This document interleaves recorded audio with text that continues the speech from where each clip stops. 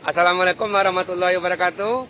Ketemu lagi dengan saya Bapak Apri Joni, Guru Kehidupan dari Bengkulu. Kali ini saya lagi santai di Pantai Panjang Bengkulu. Ini pantai yang indah. Silakan Anda datang. Namanya Pantai Panjang. Ini ke Pantai Kebanggaan Bengkulu. Lengkap di sini. Ada sport center di sini.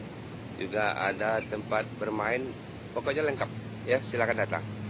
Kali ini kembali saya bicara tentang kehidupan. Tema kita kali ini adalah tentang perubahan. Hidup ini adalah perubahan. Setiap detik, setiap saat pasti terjadi perubahan. Maka itu kita juga setiap saat harus siap berubah. Kita harus siap menghadapi perubahan. Dan kita pun harus berubah. Kalau kita tidak siap, tidak mau menghadapi, tidak mau kita berubah, tidak siap menghadapi perubahan, berarti kita tidak siap menghadapi kehidupan ini. Ingat sekali lagi, hidup adalah perubahan. Itu yang harus kita pahami.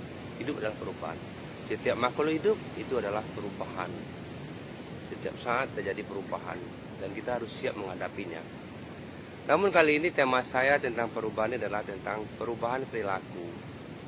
Bagaimana perubahan itu terjadi? Ada dua penyebab terjadinya perubahan.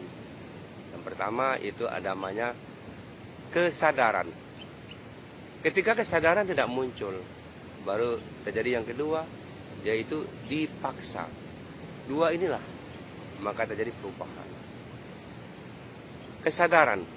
Kesadaran itu ada yang menyatakan namanya hidayah. Bagaimana kesadaran itu muncul? Kesadaran itu muncul adalah pada orang-orang yang selalu melakukan kebaikan. Kebaikan pertama akan diikuti kebaikan kedua. Terus begitu, terus. Jadi setiap kebaikan akan membukakan pintu kebaikan kita selanjutnya.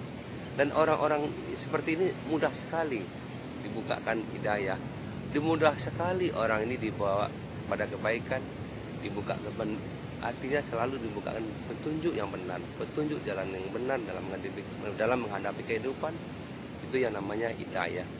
Sebaliknya, bagi orang-orang yang selalu melakukan kesalahan, selalu banyak melakukan kesalahan, nyaman dengan kesalahan, orang seperti ini sulit dibukakan pintu hidayah kepadanya. Sulit sekali. Setiap kesalahannya, setiap keburukan yang dilakukannya akan menutupi pintu kebaikan dalam hidupnya. Inilah orang yang sulit kita bawa kepada perubahan. Maka dengan orang-orang seperti ini dilakukan namanya yang kedua, dipaksa. Pemaksaan perubahan ini diawali dengan keluarga. Mungkin dilakukan oleh orang tua, dilakukan oleh anak, oleh saudara, oleh paman, oleh keluarga, oleh istri, oleh suami. Itu mereka selalu memaksa kita. Memaksa itu dengan cara bermacam-macam. Ada yang dengan teguran, ada dengan marah, cerewet, dengan kata-kata kasar. Mereka selalu memaksa. Maka selalu ada kata-kata karena mereka dekat dengan kita, karena mereka sayang pada kita. Dan ini adalah perubahan yang dipaksa. Ketika dipaksa keluarga kita tidak bisa. Tidak ada juga perubahan ketika dipaksa keluarga. Maka kita dipaksa oleh lingkungan, mungkin dipaksa oleh teman, dipaksa oleh para pemimpin, dipaksa oleh bos kita, dipaksa oleh para penguasa dengan aturan-aturan yang ketat. Itu juga dalam rangka kita berubah. Ketika kita juga belum berubah, ketika dipaksa oleh lingkungan, dipaksa oleh pemimpin, para penguasa kita juga belum mau berubah. Maka tunggulah, kita dipaksa oleh Tuhan. Bagaimana cara Tuhan memaksanya? Tuhan memaksa kita berubah itu dengan cara mendatangkan musibah, mendatangkan bencana. Jadi setiap bencana, setiap malapetaka yang didatangkan oleh Tuhan, itu adalah dalam rangka kita berubah. Makanya sering kata-kata muncul, bencana itu, musibah itu tanda Tuhan sayang kepada kita. Betul. Tuhan mengingatkan kita, karena kita semua kita di dunia ini akan selalu dibawa kepada kehidupan yang lebih kekal, kehidupan akhirat. Kita diarahkan supaya semua kita masuk surga. Maka kita dituntun diberikan petunjuk, dipaksa kita supaya kita berubah, supaya semua kita masuk surga.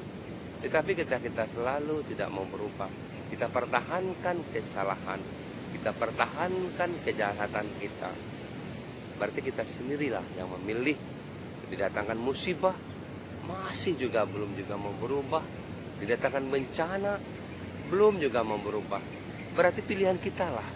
Kita memang mau masuk neraka, kita juga mau menjadi penghuni kekal di neraka. Oleh sebab itu, mulai sekarang berubahlah kita.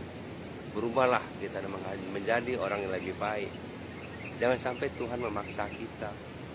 Karena ketika paksaan oleh Tuhan didatangkan bencana, malapetaka, yang kena itu bukan hanya orang-orang yang salah, orang-orang yang melakukan kesalahan.